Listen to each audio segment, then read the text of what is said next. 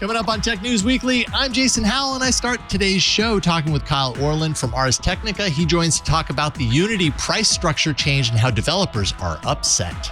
And I'm Micah Sargent, and we talk to the Mozilla Foundation's own Misha Rykov about how cars are the worst product category they've ever reviewed in terms of privacy and security. Man, yeah, that's some pretty scary stuff. Also, my story of the week about MGM and Caesars, the Vegas properties, as well as around the US and other places. Ransomware attacks, they each have a very different strategy for how they deal with it. Plus, the U.S. has kicked off its 10-week trial with Google. It is the modern web's look at a company that may be trying to take over the internet, at least when it comes to search engines. All that and more coming up on Tech News Weekly. Podcasts you love. From people you trust. This is Twit. This is Tech News Weekly, episode 303, recorded Thursday, September 14th, 2023. Developers unite against Unity. This episode of Tech News Weekly is brought to you by our friends, IT Pro TV, now ACI Learning. IT skills are outdated in about 18 months. Launch or advance your career today with quality, affordable, entertaining training. Individuals use code TWIT30 for 30% off a standard or premium individual IT Pro membership at go.acilearning.com/twit. And by ExpressVPN. If you really want to go incognito and protect your privacy, make yourself as invisible as possible with the #1 rated VPN, ExpressVPN. For 3 extra months free with a 1-year package, go to expressvpn.com/TNW. And by Drata. All too often, security professionals are undergoing the tedious and arduous task of manually collecting evidence. With Drata, companies can complete audits, monitor controls, and expand security assurance efforts to scale. Say goodbye to manual evidence collection and hello to automation, all done at Drata speed. Visit drata.com/twit to get a demo and 10% off implementation. Hello and welcome to Tech News Weekly, the show where every week we talk to and about the people making and breaking the tech news. I am one of your hosts, Micah Sargent. I'm the other guy. I'm back, Jason Howell. Hello, Jason. Good to see you, Micah. It's good to see you too. Yeah, thanks for covering for me last week while I was at my nephew's wedding. It was beautiful. It was wonderful. And, as is always the case, you take your foot off the gas pedal of technology news, even for a week. And then you go, and then you come back and yes, it really is a scramble. It's like, how do I recalibrate? I'm still paused on the fact that you have a nephew old enough to be married. Me too. Yeah. I wouldn't expect that. So I can't believe congrats to your nephew. Yes, indeed. It's crazy to watch the little ones become big ones and then suddenly get married. Anyways, let's talk about some tech news. And actually, this story is a biggie, especially if you go to the Ars Technica article that we're going to be discussing today. You'll see it has an insane amount of comments, which means people are angry. The gaming industry in upheaval this week with the news that the Unity engine was implementing a new fee structure. And I'll give you 3 guesses. Pretty divisive is what it is. Kyle Orland wrote about this for ours and is here for a return visit. It's good to have you back, Kyle. Hey, thanks. Good to see you, Jason. Yeah, good to see you too. So before we get into the massive, amount of changes and all the work that you're doing, kind of tracking the legal issues of this story, first of all, what is Unity's pricing structure now? Because it's easy to think that like the change happens immediately. It doesn't happen until the end of the year, but it's coming, right. It's looming, and people are upset about it. What is it prior to the change at this point? So right now, Unity is proudly the royalty-free game engine, and that's why it's been so popular with a large segment of the game development community. In fact, if you're using the personal version and you're not making, I think, $100,000 a year in revenue, you can get it completely free. You can release your game and not have to pay any other fees, any other percent of revenue or anything. Now, once you start making a little bit of revenue, you have to start paying for the pro or industrial versions of the engine, but that's just a per site license like you would have for any other software where you pay, a few $1,000s and you get full access to the full version of the engine for all your developers. But you still don't have to pay, any percentage of your revenues. You don't have to pay for every sale, a small bit like you do to Steam, for instance. You just get the engine and you use it. And that's why people like it. And is it kind of alone, or rather, has it been somewhat alone in that regard? Like, has it been kind of the choice for indie developers because of this low to no price structure compared to some of the other competitors out there? Yeah, big and small developers actually like it because of this. Unreal has, in recent years, introduced a structure where the first $1 million of revenue are royalty free because they want the smaller developers to actually try out Unreal.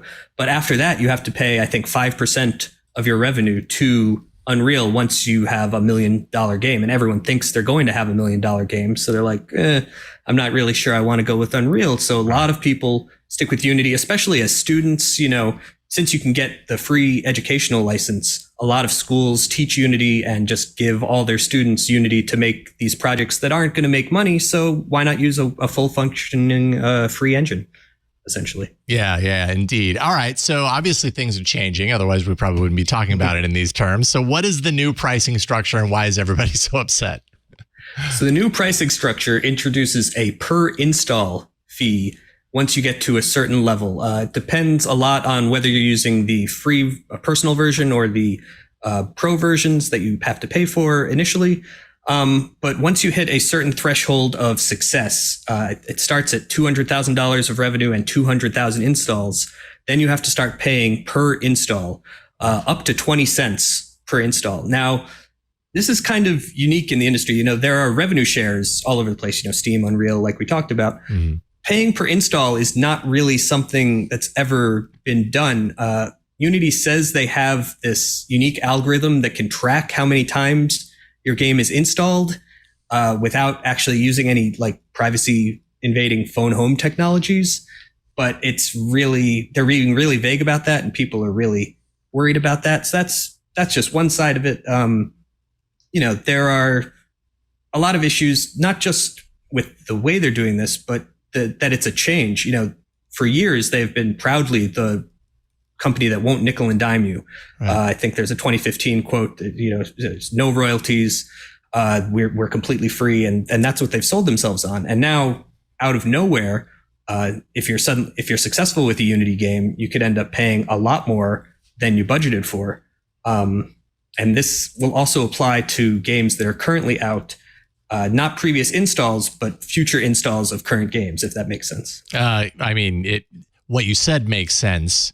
It doesn't make sense that would be the case. Right. But it's a little hard to understand where they're coming from here, especially for developers that have counted on this structure for years, or might be in the middle of a project that they spent 2-3 years making, and now they're pretty much you can't start over after that. But now you have a big line item for unexpected fees that Unity really gave no indication were coming.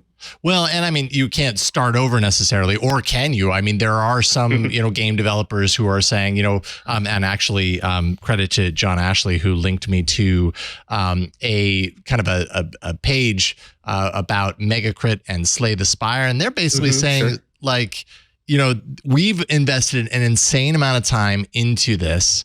We chose this platform for a reason. And now, we're kind of facing the reality that if these changes that are about to occur aren't undone, it sounds like they're basically going to give up on this and change course. And I'm pretty certain they're not alone in that. Some other developers are probably making pretty drastic decisions as well. So there's quite a few developers I've heard from who are basically locked into Unity for the time being. They have to finish out, their current project, because to start over again and rebuild from the ground up on a new engine would be too hard. But pretty much universally, everyone I've heard from is saying there is no way we will use Unity for our next project, and we can't recommend anyone else do, because even if you can afford this for a big project, if you're selling, a $20 game, even a 20-cent install fee is not going to break the bank. What it is, though, is kind of represents a breach of trust. Yes. Is what the developers are thinking. They went into this with one idea of what Unity was. They were paying a per site license just for the engine. They figured they could get that. And now, just changing it in midstream Unity has erased all of that goodwill, and there's no guarantee that they won't change things again in the future. So why would you use an engine like that if you don't have a partner that you don't feel will just take as much money as they can with new rules that they make up later? Yeah. You know what, either fairly or unfairly comes to mind for me. I can't help but think about Google and as kind of a point of comparison when it comes to trust of a brand. And, year after year, time after time, Google will roll out. And I guess Stadia is a great gaming related example of this. Google puts out this thing to much ballyhoo, within the company. We love this. We're behind it, and they're hoping that everybody's going to buy into it and make it a success. And at some point they deem, as any business has the right to do, they deem that, this thing is not meeting our expectations as a business, as a company. And so it's undone. The downside to that is like what you're saying. It really impacts customer and developer trust in even going in that direction to begin with. I'm really curious to see the level at which this threatens Unity's position in the gaming market, and if they will undo it. Because we've seen Google do that, where they're like, okay, wait a minute, maybe we need to do about face. They don't do it very often, but could you see Unity doing that in this case? Yeah, we'll see. The Stadia situation was a little different because I think if you bought a Stadia game, I think you had the understanding that, okay, maybe Google will not support this forever, especially if you were paying attention to the industry. Yes. With Unity, I feel like if you developed a Unity game, 3 years ago, or started on a game or put out a game, you had this feeling that, okay, Unity for years now, over a decade, has been this royalty-free company. That's their whole thing. They're going to keep that. And then all of a sudden on a random Tuesday, they say, no, now you actually have to pay us starting next year for every install, even on games that were already released. So that's just an even bigger breach of trust than just, getting rid of a product that didn't succeed. What it brings to mind for me, actually, I don't know if you remember at the beginning of the year, Hasbro, the makers of Dungeons and Dragons, tried to change the licensing terms for their products. People who were making modules for the game would have to start paying some ridiculous licensing fee once they started making money. And there was a huge fan outcry about that. There were weeks of, Wizards trying to backtrack, trying to ameliorate things. And finally, they just turned around and said, we're going to totally turn this around. Forget we ever said anything. For Unity, that could happen. The game development community is that mad. It's very similar in that regard. The difference here is I'm not sure that Unity cares as much about those creators. What this is probably focused on is a few large, free-to-play game makers or companies like Blizzard who have been, using Unity and getting away very cheaply. And they want to get some revenue from those big guys. If that means that some smaller companies can no longer use Unity and are no longer paying, a few site license fees and move on to another engine, they might not care as much if all they really care about is the bottom line. That's a good point. Yeah, really good point. Somebody in our Discord actually just linked to a story posted yesterday about CEO Ricciello. Is it Ricciello? I'm probably mispronouncing his name, but how he sold, around 50,000 shares this year of stock, obviously with this, coming ahead. And I know that you mentioned in pre-show that you've been tracking a lot of the legal kind of ramifications of this. I don't know if you know anything about this particular story or if you've been looking into this, but kind of in your work, really scrutinizing the potential legal aspects of what's your take on where this goes from here? Yeah, I want to be careful with the insider trading allegations. He's sold stock in the past, and apparently this recent stock sale was a very small part of his holdings. It could be totally coincidental. Maybe he wanted money for a beach house or something. So, I don't want to get into those motivations. Let the SEC do that. But as far as the legal issues, it's kind of surprising to people that they're allowed to just change the rules midstream like this, right? If you put out a Unity game in 2019, you read their terms of service and you thought you had, it says, we're not charging fees. And you thought, okay, that's what I'm expecting. And now to turn around and say, no, that game in 2019, now if people install it, and it reaches a certain threshold, we are going to charge you.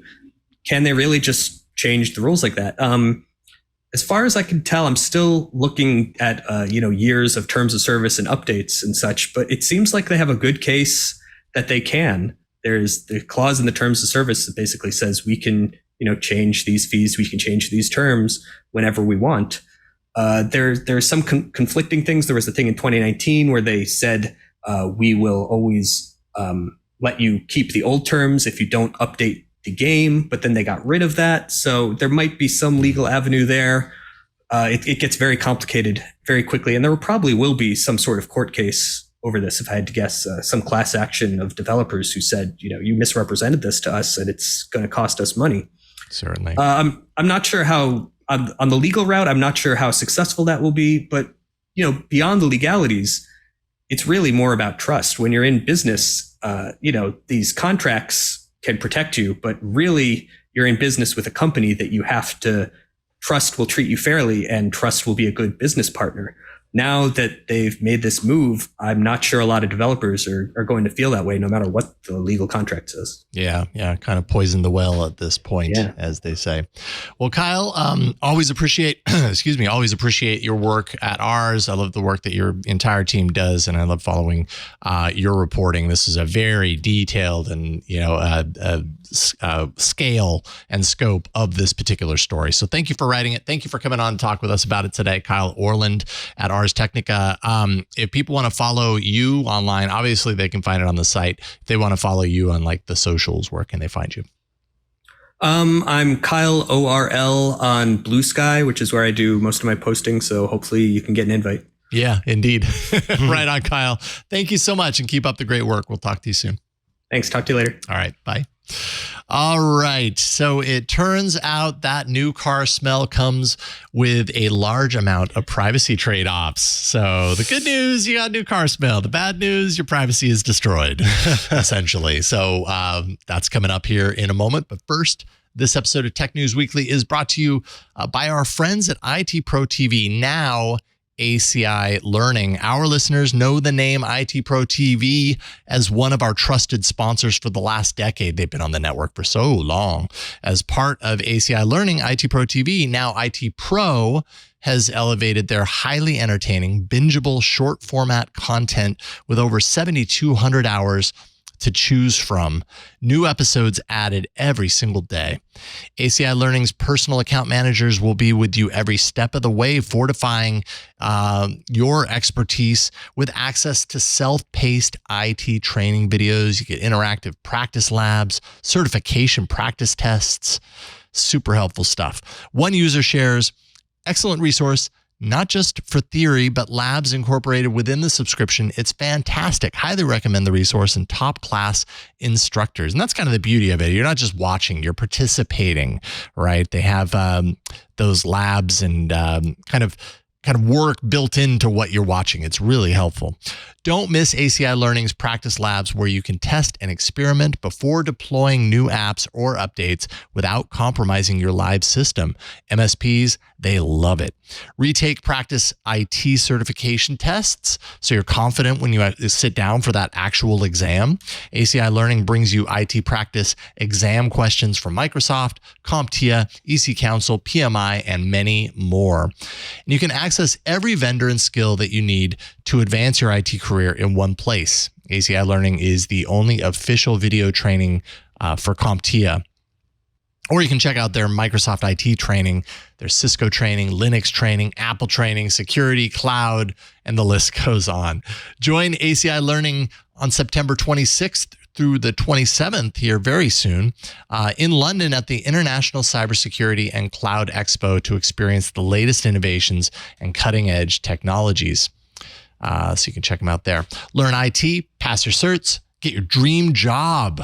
Or if you're ready to bring your group along, you can head over to our special link and fill out the form for your team.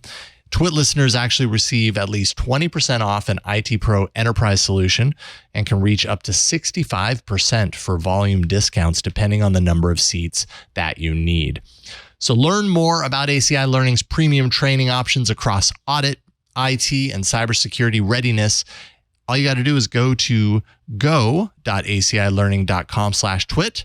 For individuals, use code TWIT30 for for 30% off a standard or premium individual IT Pro membership. That's go.acilearning.com/twit. And we thank them so much for their continued support of Tech News Weekly and the Twit Network. All right, Micah, over to you. Yeah, so it's very easy to look at this device that I have in front of me, or perhaps my phone, and say, you know what? There are a number of ways that this thing is tracking what I'm doing.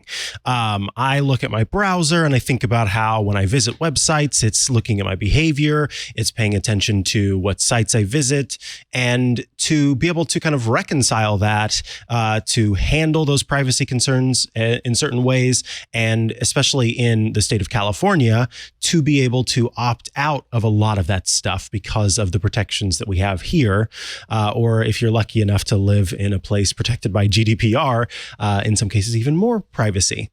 But one place people might not be looking and should be looking is at the vehicle they're driving around. Joining us today to talk about the worst products category they've ever reviewed for privacy, it's the Mozilla Foundation's own Misha Rykov. Welcome back to the show, Misha. Hello. Hello, it's good to have you back. So I think it's important because I think the last time we had you was back in 2022. Could you start by telling us about the Mozilla Foundation's Privacy Not Included work, the work that you do, what it is, how you go about doing it, how it came about, and then tell us about what you call privacy dings.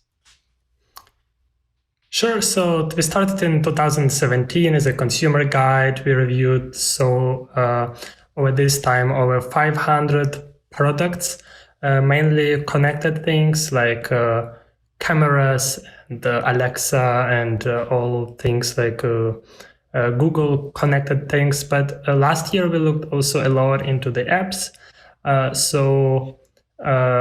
What we do, we look through all the privacy documentations. We also do some privacy and security checks. And we ask three main questions. One is what data is collected and what's done with it. Is it being shared? Is it being sold? Second question, what can users do about it? Can they opt out, or can they delete data collected about them? And third, what is the known track record of this particular things? Have we seen a lot of data leaks in the past, like we see with Facebook, or was it decent and nothing bad happened so far?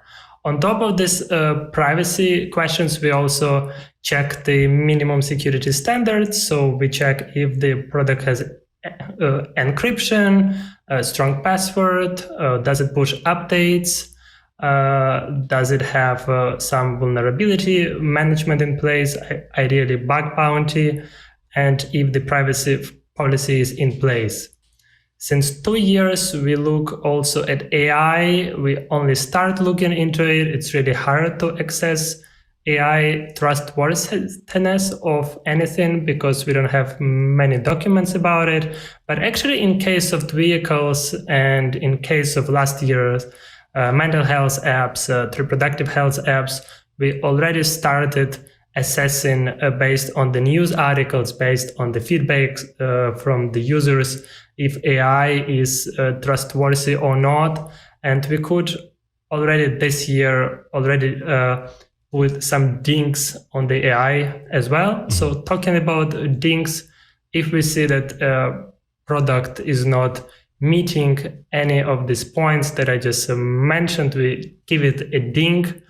And if it has 2 out of 3 privacy ding, or if it has a security ding, then we put an overall ding. And this year, we looked at 25 car brands, and all of them earned our ding. So all of them are either bad or very bad in terms of users' privacy. Understood. Okay, so with the dings figured out and kind of the understanding of the guide, this is what really stuck out for me in this latest research that you did, because I'd argue that folks don't really think of cars necessarily when they're thinking about tech privacy and security.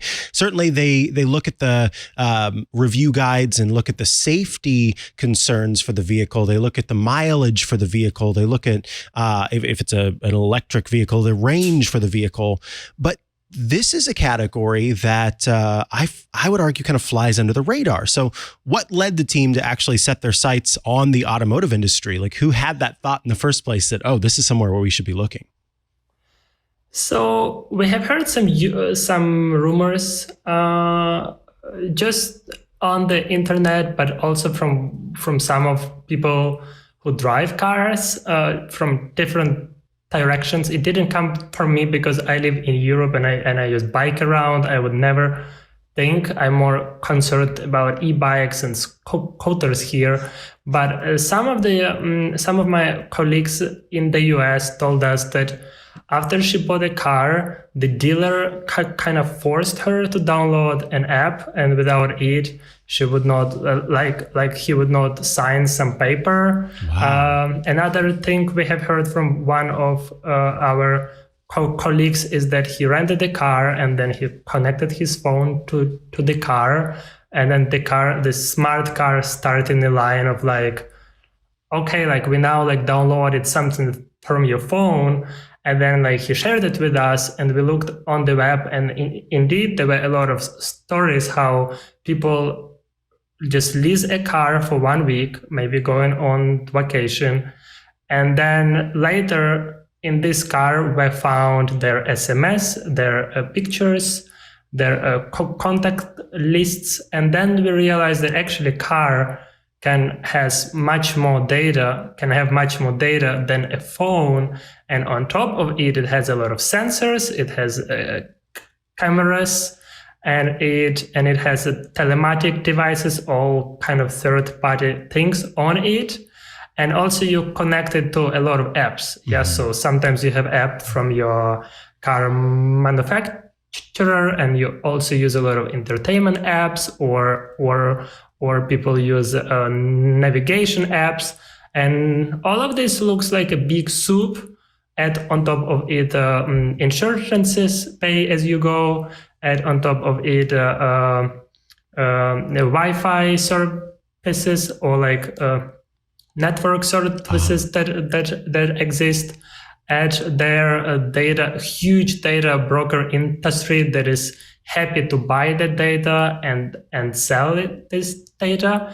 And then yeah, we got really curious about what's going on there.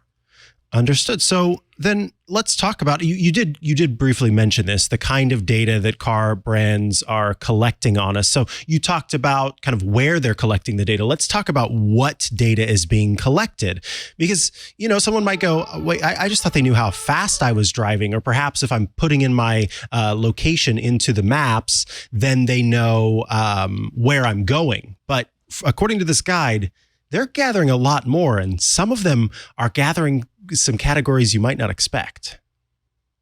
Yes. So again, like what we can assess is what they write. So here we can only access by trusting them, mm-hmm. But also if they mention something, we don't know if they actually collect it. So based on the privacy documentation that these companies published themselves, we are just shocked by the amount and by different types of data being collected there. So it starts with the obvious stuff, with stuff that they say they collect for safety, such things like speed, acceleration, location, how much you use brakes and when. So how you'd open your like window glass, some simple things. Then it moves on to more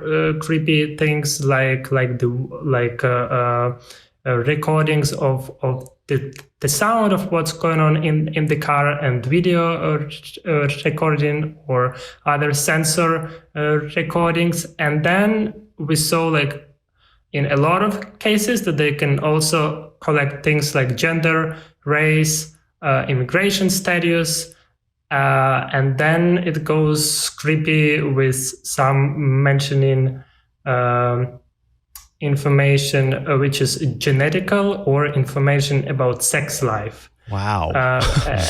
Yes. Wow. Here we are. It leaves you wondering if they have to put that in the privacy policy, how are they going about collecting that kind of information? It almost makes you not want to touch the steering wheel. Like, is it gathering my DNA every time I touch my steering wheel? How does it have genetic information on me? And it's more so kind of like I guess to use a pun here, a drive-by situation where in your normal interactions with the vehicle, if they happen to gain that information based on your behavior, then they could make those inferences about sex life or genetic information. I mean, how does me buying a Kia result in them potentially having genetic information on me? Or is it just kind of they're just laying it all out there just covering in case? their tracks? Yeah, in case we happen to scoop up your saliva while you're driving around. You never know. Yeah, you never know. What is your thought on those specific categories that just seem like they should never know that in my car? I don't know. And that's exactly the problem. So me and my colleagues spent 600 hours looking through the mess of myriads of different documents that these companies put out there. And then the question is, how can a user possibly understand what data collected, why, how, and for what purpose? And it's becoming even harder when you try to get location specific answers. Like, what if I'm located in California? What about me being in Vermont? What if I'm in India or I'm in France? Like we could not find also that stuff. So all we know is that some companies, and it's Kia and it's also Nissan, say that they may collect sex life data or like sexual information. We don't know what it means. I would be very curious myself.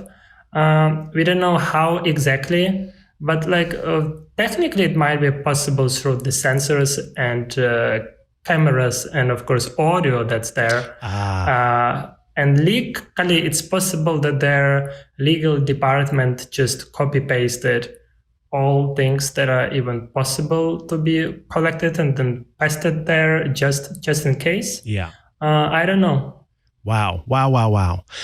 So many of the largest online sites and services offer ways for users to opt out of data collection and in some cases delete personal data that gets hoovered up by them. We've got cookie notices. We've got GDPR banners. We've got, in California, banners that let us click a button that says, do not sell my personal information. Do these car brands offer the same? Can I tell Kia to stop listening to the sounds I make in my vehicle? So many do, yes. Many offer some ways to opt out from selling data or to opt out from targeted advertisement, or some others say that they only do it with your consent. The issue here, once some data has been collected, you lost control over it already. So deleting data in general is a hard thing to do. With this 25 brands, only with one, and this is French Renault, we could prove that they really respect the request to delete data with any user, regardless of where they are. Everyone else only promise it to people who are in Europe or to people who are in California, Colorado. My colleague who has a Mazda asked Mazda, okay, what data do you have on me? And they answered, we don't have to answer because you're in Vermont. You're not actually based. You're not covered by the CCPA. So she was not even able to know what data has been collected on her, yet alone deleted. So we also expect these opt-outs to be tricky things. And finally, we stand strongly with the position that this should not be opt-out, this should be opt-in thing. So users should have the right of informed decision about it. At least it should be standard, like we see with the cookies on the web. Yeah, this annoying pop-up asking you, are you okay with us collecting cookies? And then you can answer no. This is also like manipulative and annoying thing, but at least you get asked and you see that you get asked. In case of cars, they don't ask you. They just automatically collect, sell, target you with ads. And if you want to do an opt-out, it's really good luck to try find how to do it. Good luck trying to actually submit this request. And then, it might be tricky again if you're not in California, for example. Yeah. So we'll kind of wrap things up here pretty quick. I would ask you to tell us the car brands that were included in the guide, but there are 25 of them. And of course, folks need to head over and check out the Privacy Not Included guide on this to learn more. Not only do you get kind of an overview, but you also get individual reviews of these car brands. So I was hoping, though, you could tell us maybe the top 3 worst offenders, and then maybe what was the most glaring bit of discovery that you had when you were looking at these car brands, along with the sexual activity, for example. Why did the worst offender rank so poorly as the worst offender? So yeah, top 3, and then kind of what made the worst one the worst. Mm-hmm. It is not easy. Like, a lot of them are really bad. So now you're showing how they're sorted from best to worst.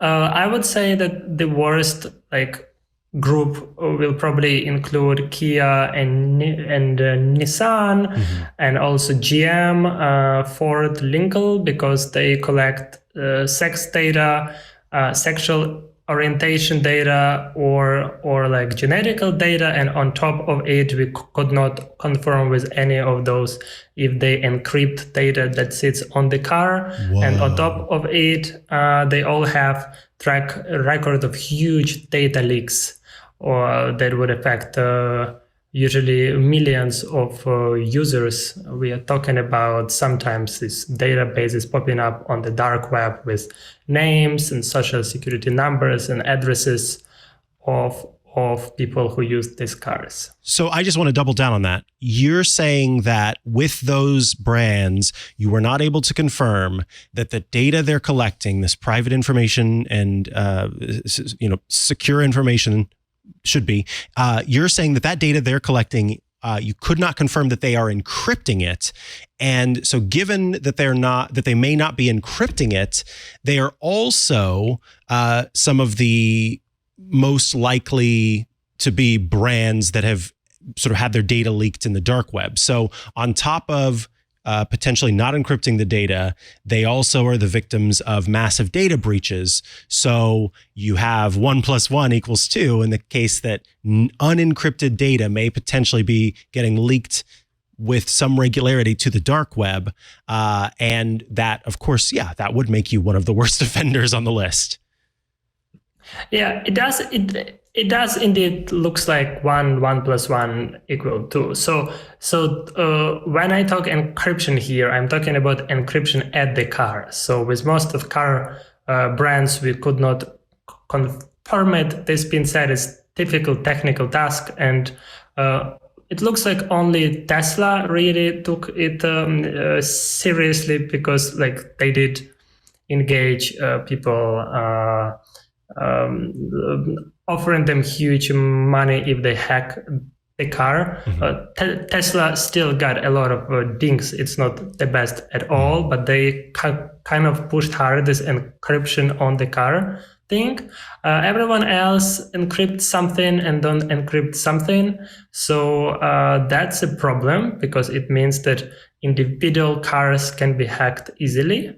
On top of it, when I talk data breach at scale, it means that the databases that are sitting somewhere there in the cloud with data on millions of people, they are also vulnerable to the attacks, because we see often some malware going on, or again, this database is being leaked to dark web. Understood. So we are talking about weak security both on the car and on the database level, be it cloud or some physical data center, whatever they have. It looks to be weak. Understood. The last thing I'll ask you here, because this does leave me feeling a little bit hopeless. Is there anything that car owners can do to protect their privacy and their online security? Like, what's the recommendation at this point, other than to bike instead of drive a car? Well,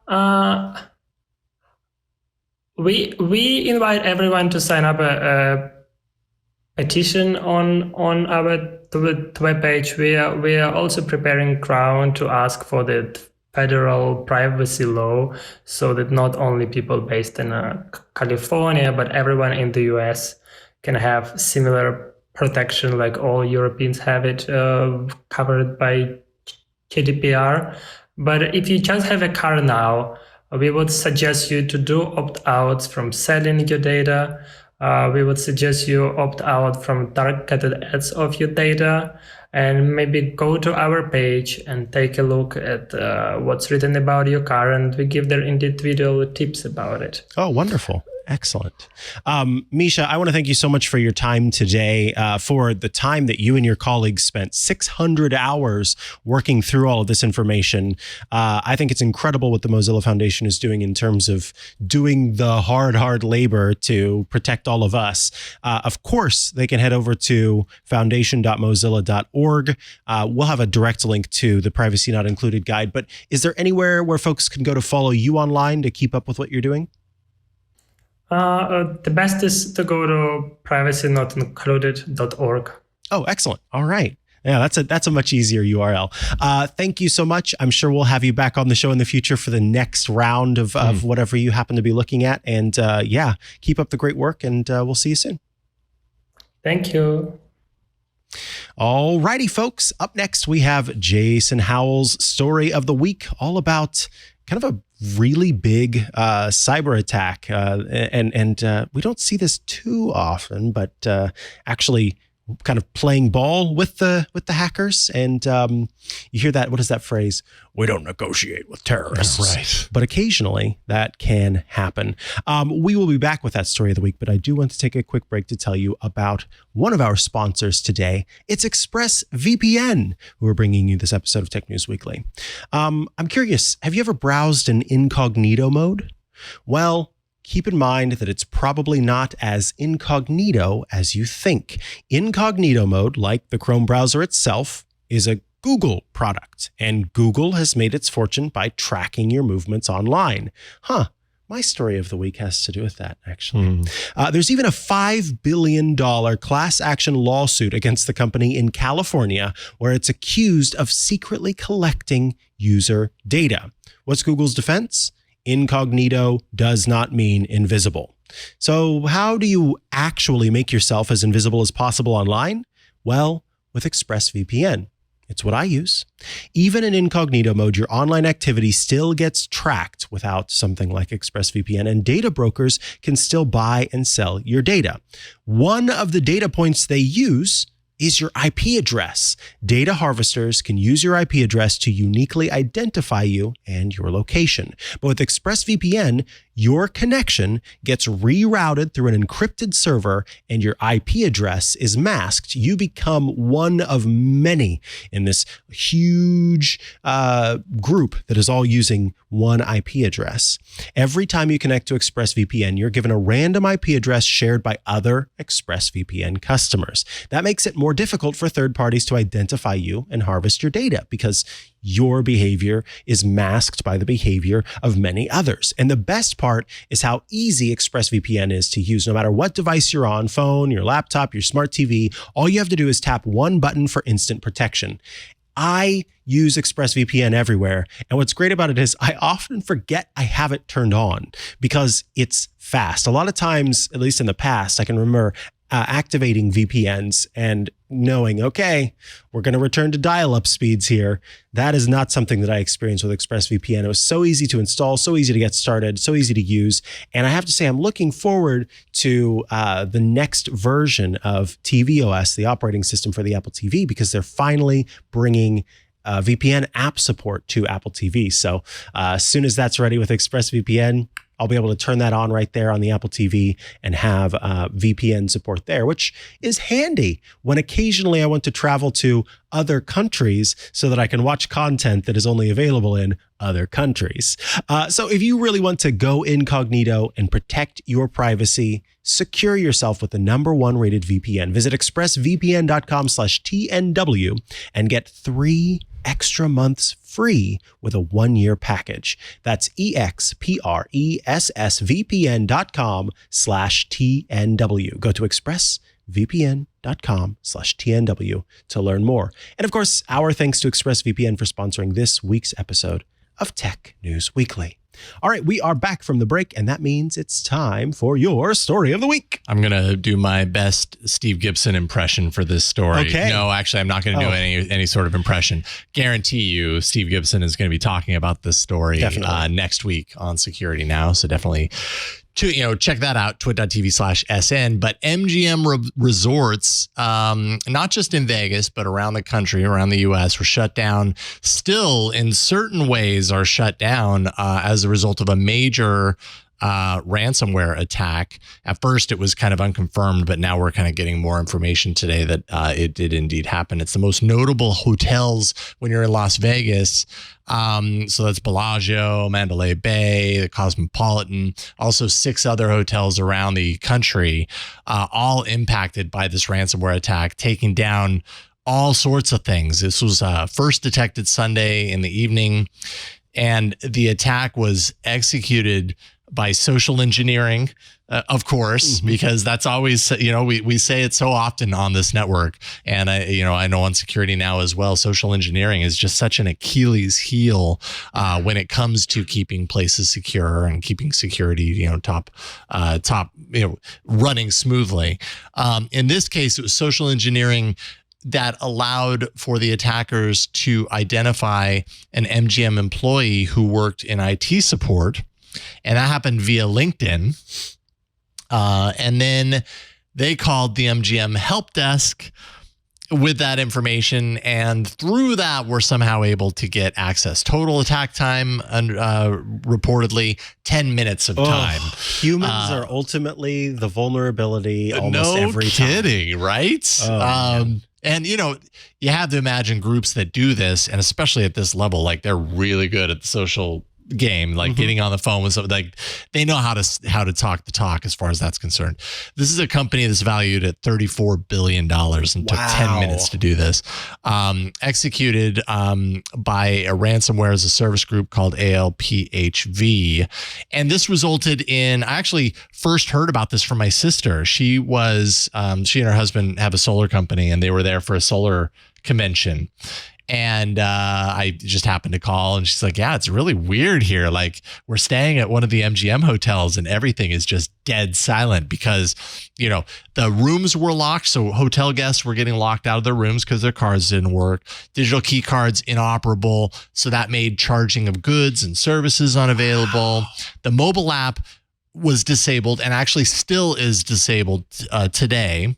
Here we are at the end of the week. So the hotels were, resorting to running transactions manually, which you imagine with the numbers that they're dealing with, just how much of a nightmare that probably is.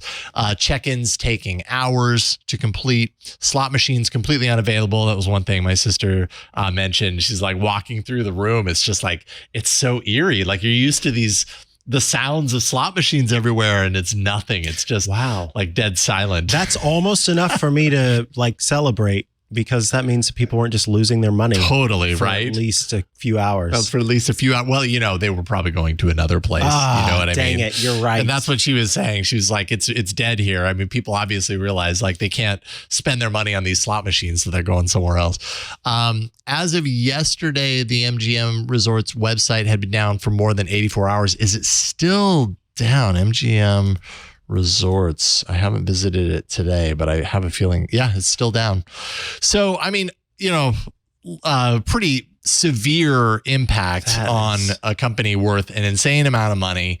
The FBI and MGM have been pretty mum on the details of the breach. But it does appear that MGM is not giving into the ransomware payment demands. That's actually news as of this morning. And what's interesting also about this is like, this is not the only thing of this nature that's happened in the last handful of weeks. Weeks ago, Caesars Entertainment had its own cyber attack. Wow. Data stolen, threatened to be released. The hackers, in that case, successfully extorted money from Caesars. And the Wall Street Journal just reported that Caesars paid a $30 million ransom in order to do it. So the two different organizations taking completely different approaches, right?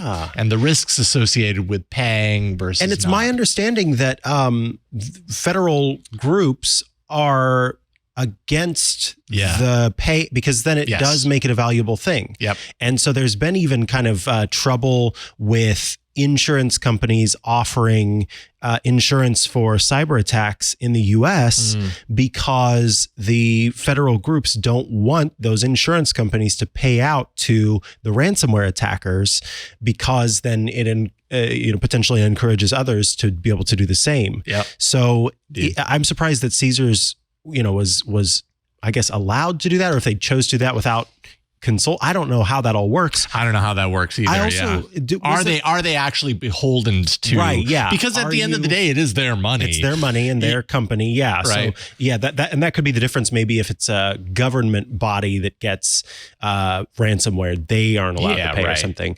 But then I'm also curious. You said it was a ransomware as a service group that did it. Yeah. Did the ransomware as a service group, so the company that makes the group that makes the ransomware for sale, actually do this attack as sort of a case study to sell their product? Or did someone buy the ransomware as a service product and then execute this attack? That's a really great question. I'm guessing the latter, not the former, but again, there's still not a lot of information that they're being that's kind of the whole point. Forthcoming about. Yeah. Because I imagine, the more information that's out there, the more difficult it is for them to kind of, seal up and control what's going on right now. But yeah, pretty major stuff, impacting a heck of a lot of money, and just kind of, you just don't see that very often to shut down that much of Vegas, just as one example, And I mean, it's chilling. I feel like it's a movie. It does feel like a movie plot. And I think it's relatively low stakes. The company itself doesn't feel that way, I'm sure. Sure. But it's low stakes in terms of sort of public safety. And so what's chilling to me about this is the fact that they're able to shut down that robust network. That by doing that, they had the app, they had the website, they had the keys, they had the slot machine, like they had everything. Mm-hmm. And so think about them doing that to a power supply, or to a water purification plant. Or that's what's chilling are about just it. Much higher. Yeah. And I mean, to kind of, wheel back to kind of MGM, like, that's scary stuff for sure. As far as MGM's business, like, it's also interesting to kind of see how this impacts. Oh, it actually kind of ties in with the Unity conversation from earlier. Kind of customer trust. And, you know, if you are someone who goes to Vegas, who stays at MGM Resorts, and then, you know, you just happen to go during this time and you can't do what you normally go there to do, you know, does that impact your trust to that brand going forward? Like there's going to be some, I think I've read some, you know, articles that say a very material impact, long-term material impact for MGM. We're not saying that MGM place, we're going to go somewhere else. Yeah. Right. Yeah. Right. They can't protect themselves, so we don't. And maybe they don't even know as far as that goes. So like, we were there and I couldn't. We were be on the slot machine. Yes. So I'm going to go somewhere else from now on. I couldn't put my money in that machine and watch it go away. The place that I went to with the fire alarms going off every night at midnight and 4 a.m. I don't want to go to another one of those properties again. Yeah, right. And it's not really their fault. If it was a malfunction, then yes. But what I believe it to be, which was somebody being a jerk, and going around and pulling it, but it's still like left a bad taste in my mouth as far as this place goes. So something as bad as all of that, waiting hours to be able to check in, people don't like to be inconvenienced. No way. So interesting stuff. Like I said, surely Steve Gibson's going to be talking about this because I'm sure we're going to learn more over the weekend, more details about kind of what's actually going on here. And Steve would probably have a very good explanation as far as like, you know, ransomware as a service, who is actually the perpetrator as far as that's concerned. And, I'm looking forward to hearing about it. Yeah. All right. Coming up next, another story that I considered for my story of the week, which is the Google Antitrust trial. And so Mike is going to talk a little bit about that. But first, let's take a break and thank the sponsor of this episode of Tech News Weekly, and that is Drata. Is your organization finding it difficult to collect manual evidence and achieve continuous compliance as it's growing and scaling? Well, as a leader in cloud compliance software by G2, Drata streamlines your SOC 2, your ISO 27001, your PCI DSS, GDPR, HIPAA, and other compliance frameworks, while providing 24-hour continuous control monitoring so you can focus on scaling securely. With a suite of more than 75 integrations, Drata easily integrates through applications like AWS, Azure, GitHub, Okta, and Cloudflare. Countless security professionals from companies including Lemonade, Notion, and Bamboo HR have shared how crucial it's been to have Drata as a trusted partner in the compliance process.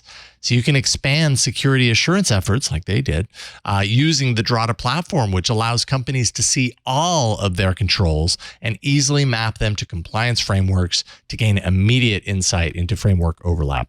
Drata's automated dynamic policy templates support companies new to compliance using integrated security awareness training programs, and automated reminders ensure smooth employee onboarding. As the only player in the industry to build on a private database architecture, your data can never be accessed by anyone outside your organization.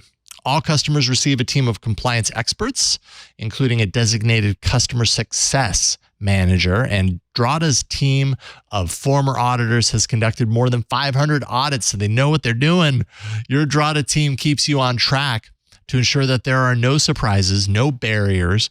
Plus, Drata's pre-audit calls prepare you for when your audits actually begin. Drata's Audit Hub is the solution to faster, more efficient audits. You can save hours of back and forth communication, never misplacing crucial evidence, and you can share documentation instantly.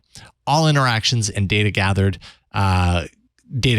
can occur in Drata between you and your auditor, so you won't actually have to switch between different tools or correspondence strategies either. With Drata's risk management solution, you can manage end-to-end risk assessment and treatment workflows. So you're flagging risks, scoring them, and then you can decide whether to accept, to mitigate, transfer, or avoid them. Drata maps appropriate controls to risks. That simplifies risk management and automates the process. Drata's Trust Center provides real-time transparency into security and compliance posture, which improves sales, security reviews, and better relationships with customers and partners, which is very nice and important. So say goodbye to manual evidence collection. Say hello to automated compliance by visiting drata.io drata.com/twit. That's drata.com/twit, bringing automation to compliance at Drata speed. And we thank Drata for their support of Tech News Weekly. All right. This is a big week for Google when it comes to this whole antitrust, threat, the threat of going to court and changing, really upending potentially Google's business. It's been more than 20 years since we last saw big tech at the forefront of something, sort of facing off with the federal government at this level. More than 20 years ago, the federal government looked at Microsoft as a potential monopoly. And that was a messy, messy, messy time where lots of money was spent and perhaps not all eyes were... It's interesting, more than 20 years later, how the landscape of reporting has changed too. So I think that there's more opportunity for more eyes to be on this.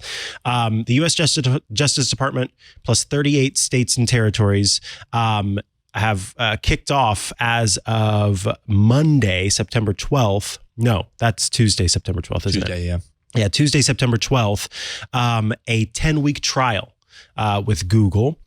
They're trying to see if Google has basically used its place in the marketplace and the agreements that it's made to do what they call, quote, monopolist flexing. They're so buff. They're looking at Google's different tactics and seeing if any of what it's done has been illegal as a way to keep its search monopoly. So this is specifically about its search monopoly. Now, one of the big concerns here is the fact, and we've known this for a long time, that Google pays Apple quite a bit of money in order to be the default search provider on iPhones. And so what happens there is when I use Safari on my phone, which is the browser that most people are going to use on their iPhones, and I type something into the bar at the top, it's going to use Google as the search engine to do that. I have the option to go into my phone and choose a different search engine, but most people do not opt to do so. And so how much does Google pay Apple to keep that default search engine provider? $10 billion annually. I talked about this yesterday. Well, I should say we talked about this yesterday on Windows Weekly with Richard Campbell and Paul Thurrott. And one thing that Paul said is, what that tells us is that Google is making at least $10 billion on this deal to be the default search engine provider. To pay $10 billion, they have to at least be making $10 billion a year to be able to do that. Otherwise, they would not do that, because what it results in is when I do a search and as I'm looking through my Google search results, I'm getting the ads that are included in that, although I'm not, because I have different stuff in place to keep me from seeing ads. But the average person is seeing ads. And so the company is making money off of serving up those ads. And when you consider how many iPhones are out in the world and other Apple devices, that results in a lot of income for Google. So it happily hands over $10 billion annually. But the government doesn't like that, does not like the idea of Google paying money to get that default search engine provider on its own operating system, Android. It is going to be the default search engine provider. And so when you look at that, then suddenly, if you've got Android and you've got iOS and Google gets to be the search engine on both of those, that's the swath of all of the stuff out there. So, maybe there's something to this, is what I'm saying. I'm no lawyer. I don't even play one on TV, but arguably there's something there. Google, or the government, is going, look, these seem to be a way that Google is not only kind of solidifying its dominance as the search engine of choice, but also to eliminate rivals. Any search engine that tries to come along and compete doesn't seem to be able to compete because most people don't know to go in and change their search engine. And I would argue that in the cases where people have maybe dabbled with other search engines, it ends up not being that great.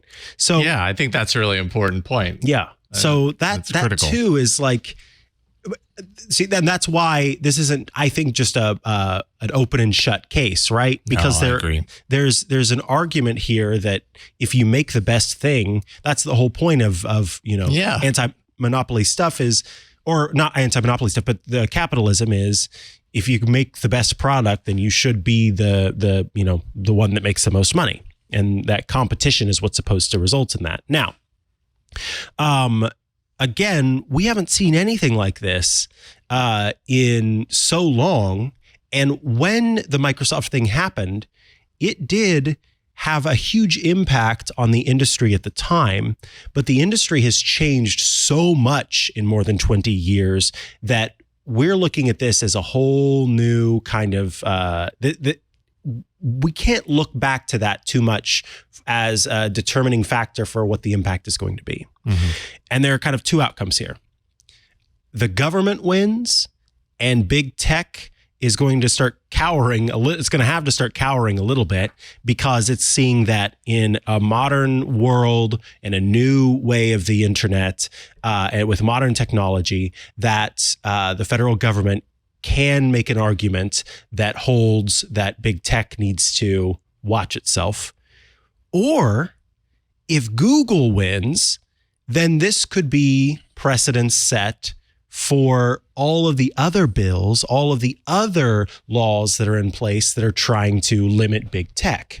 So it's a gamble for the federal government in one way, because if it loses, then this focus on big tech and trying to kind of rein in some of the powers there that drive could be harmed.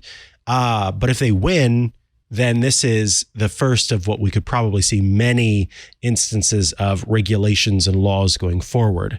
There are other lawsuits against Google itself, Meta, which is Facebook's parent company, Amazon, and Apple that are kind of under consideration. So the federal government is not just looking at Google. This is just kind of the first one that's kicked off. And again, most of this surrounds Google outside of its own ecosystem choosing to make it working to make itself the default search engine provider. Now, that said, Google's big argument is that in the modern web, Googling is only one type of searching content. They argue, for example, that when you go to Amazon, you don't Google search on Amazon. You use Amazon search to find products. Mm-hmm. When you go to Instacart, you don't Google search to find the groceries. You use Instacart's own search engine. When you go to TikTok, you don't have to search at all. It'll just pop up for you. But if you do search there, that's TikTok. So it's saying, look, we're just one of many search engines that people are using these days. We're just that old school search engine. How do you do, fellow kids? We're just that old school search engine just existing in this modern place where there are so many ways that people search for stuff. I totally agree with that. So it's sounding to me like you feel that Google...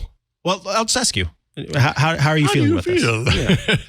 Where do you stand on this? We talked about this a little bit yesterday on This Week in Google. It was kind of at the top of the story heap because it is big news and it's been a long time coming. And I think for the most part, we were all kind of in agreement that, I mean, when it comes to a search product, there is competition. It does exist. People do have a choice, and Google's product is the best. Yeah. I mean, in our opinion, but I think resoundingly that is, more likely people are going to agree with that statement than others. If you're a business, you're working to create a product that is the best in its category. There's nothing criminal about that. Correct. If Google is doing something that eliminates others and eliminates their ability to compete. I mean, that is the essence of what we're talking here. That's a problem. But I mean, when you're talking about like Google search on iPhone, this is a deal that Apple has agreed to. Mm-hmm. and Google's paying them money. I guess it just kind of falls apart. Like there's a whole lot of for something that makes for antitrust to be all about like a lack of choice. I feel like there's a lot of choice. Yeah. I mean, literally on my phone, I can choose between the 5. It's just what is chosen by default. Yeah, sure. And it's almost like we are saying that sometimes this stuff feels so cynical because I think that it treats human beings or it assumes stupidity in human beings almost. Yeah. And it's like, because it's the default search engine, a stupid, dumb human isn't going to know that they can, and it's just, and that's kind of cynical and I don't know. I think we're more sophisticated than that. I say words behaviorally. Yes, you often don't make that choice to change, but the choice is still provided. Yeah, it's there. It's been provided. Do you choose to use it? Is it being buried? Like, is it being intentionally buried so that people don't do it? Microsoft has done some of that in the past. Yeah. And even in the modern way of doing things, where it was very hard to change your default browser on Windows, and then they straightened up and flew right after a while. Yeah, yeah. That, I argue, but this setting has been in the same place for as long as I can remember, the same place to go to get it. I would say this. I think that it wouldn't be a bad idea for Google to stop paying Apple $10 billion to be the default search engine and then let Apple handle the way that it does that going forward. Mm-hmm. I think that could be the one concession that it makes. And then all the rest of it, I'm just 100% on board with. Like, they're making the best thing. It does the best searches. It's good at what it does. And there are other ways to do this sort of thing. Yeah. Like Google, a search engine is no longer the only, the be all end all as far as this is concerned. The number of times that it talks about that Apple deal leads me to believe that that's their biggest issue. And so if they get rid of that, then suddenly, and then it's just Apple's choice. Does Apple, even though it's not getting paid anymore, does it keep just Google as the default search engine? Right. What does Apple have do a then? Setup option where you choose? Mm-hmm. And this was something that Paul Thurrott pointed out that I thought was really important, is that what happens if Apple defaults then to another another search engine. So let's say DuckDuckGo, just for example, or Bing even. Let's go with Bing. And the story suddenly becomes, for the first time in the history of iOS, people know how to change their default search engine because they're all changing it to Google. You know what I mean? Yeah, right. Like that becomes the story, that people suddenly, the most searched term on Google is how to switch to Google search. You know what I mean? Mm-hmm. And that would be a PR nightmare for any search engine that is, other than Google, because I think people would end up going and switching it to, they'd see the search results from the other thing. They would more likely do what is that? this? Yeah. This doesn't work. I want what I had before. Where'd back. It go? Yeah. I will say this too, though. Google on my iPhone has gotten a lot worse in helping me find what I'm looking for. Yeah. Only in recent months, even. It's not even been in recent years. In recent months, it's becoming like a recipe blog on a website where there are 9 pages of stuff you don't need before you get the actual search result. And I don't know what that's all about, but it's like trying to be smart. And then as you keep scrolling, then it's like, maybe you want to search for terms relative to this. No, I don't. I just want what I was looking for. So that's been kind of frustrating. Mm-hmm. Have you dabbled at all with the AI search experience at all? I think it's because it's just like Siri. Siri disappointed me one too many times in the early days, and so I hardly ever use Siri anymore. Yeah. Bing, or not Bing, but Google Bard searchy stuff has just been not good. Was not good for me enough that I just I don't have the time to mess around with it. I don't want to. Although I did just get access to the Notebooks ML system. So I am looking forward to trying that out. Yeah. But super interesting. Yeah. Yes, indeed. Well, I mean, you said it was a 10-week trial ish, somewhere around 10 there. 10-week trial plus all of the years of back and forths that I'm sure to come afterwards. Yes, indeed. Yeah, this is nowhere. Yeah, we are nowhere near the end. We're at the beginning of the trial, but it's not like 10 weeks from now it's all done. Yeah. Like, this is also, part of the big swirl of, cracking down on big tech. Yep. And this is just one of many. I'm sure we're going to see many more that. Cases in the next couple of years for sure. Indeed. All right. And we will talk about it here on Tech News Weekly when that happens. twit.tv/TNW. We do the show every Thursday morning at 11 a.m. You can actually watch us live if you like, twit.tv/live. But even if you do that, please subscribe. Go to twit.tv/TNW. You'll find all the ways to subscribe to this show. That's really the most important part for us, is that you subscribe and you get it automatically. So thank you for doing that. Also, if you'd like to get all of our shows ad-free, including this very show, Tech News Weekly, consider checking out Club Twit.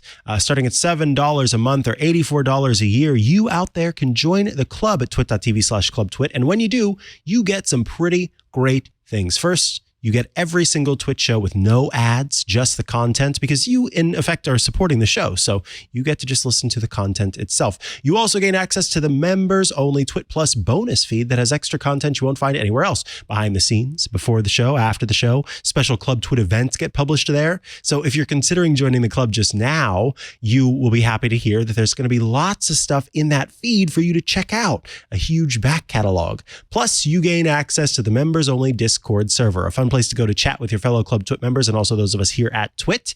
It's a lot of fun to hang out there, lots of different topics, great live chat, and everything in between. Again, all at twit.tv/clubtwit.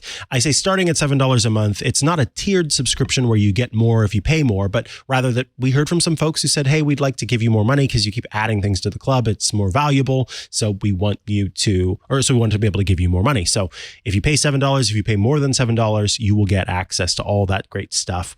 You also will gain access to some Club Twit exclusive shows. There's the Untitled Linux Show, which is a show all about Linux. There's also Hands on Windows, a program from Paul Thurrott that covers Windows tips and tricks, and my own show, Hands on Mac, which covers Apple tips and tricks. Plus, we've got the program from Scott Wilkinson. It's Home Theater Geeks, which is relaunched in the club, covering all sorts of home theater topics, gizmos, gadgets, tips, tricks, and everything in between.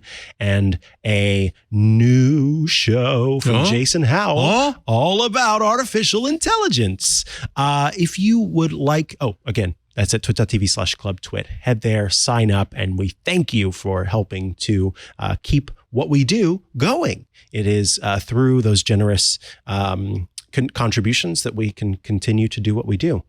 If you would like to follow me online or check out the work that I'm doing, you can follow me on many a social media network at Micah Sargent, or head to chihuahua.coffee. That's CHIHUA.coffee, where I've got links to the places I'm most active online. Check out later today, if you're a Club Twit member, Hands on Mac. You can check out on Sunday, Ask the Tech Guys. Leo Laporte will be back and will be answering your questions live on air.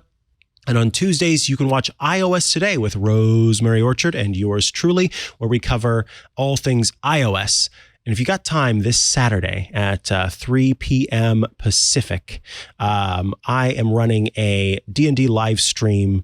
It's a high-level game that is going to raise money for St. Jude Children's Research Hospital. The donations that you make will actually impact the game, so you can give some of the players like potions and items. And if you want to really make them squirm, you can summon monsters.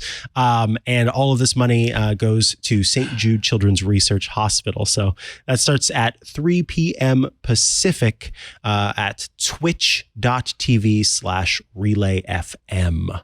Nice. So consider tuning in then. Jason Howell, tell us about you. Good stuff. Yes, I am working on an AI show with Jeff Jarvis. I think we've landed on the title AI Inside.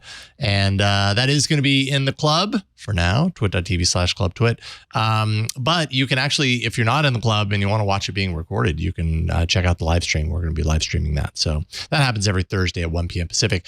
You can find me at Jason Howell on Twitter. You can find me twit.social/@JasonHowell on Mastodon. Really just go to your social network and do a search for Jason Howell and you'll probably find my account. Hopefully you don't find my doppelganger. What is your username on Instagram? Specifically your username on Instagram. My username on Instagram is that Jason Howell. Just that Jason Howell. No punctuation, nothing, yes. No other letters, just Absolutely. That Jason Howell. Important to know that you're actually talking to me. That's all I'm going to say. That Jason Howell on Instagram. Thank you, everyone here in the studio for helping us do this show. John, Burke in the other room. Ant sometimes helps out. Thank you so much. We couldn't do it without you. And we couldn't do it without you at home watching and listening. So thank you for watching and listening. We'll see you next time on Tech News Weekly. Bye, everybody. Goodbye. Hey, I'm Rod Pyle, editor-in-chief of Ad Astra Magazine, and each week I join with my co-host to bring you This Week in Space, the latest and greatest news from the final frontier. We talk to NASA chiefs, space scientists, engineers, educators, and artists, and sometimes we just shoot the breeze over what's hot and what's not in space, books, and TV. And we do it all for you, our fellow true believers. So whether you're an armchair adventurer or waiting for your turn to grab a slot in Elon's Mars rocket, join us on This Week in Space and be part of the greatest adventure of all time.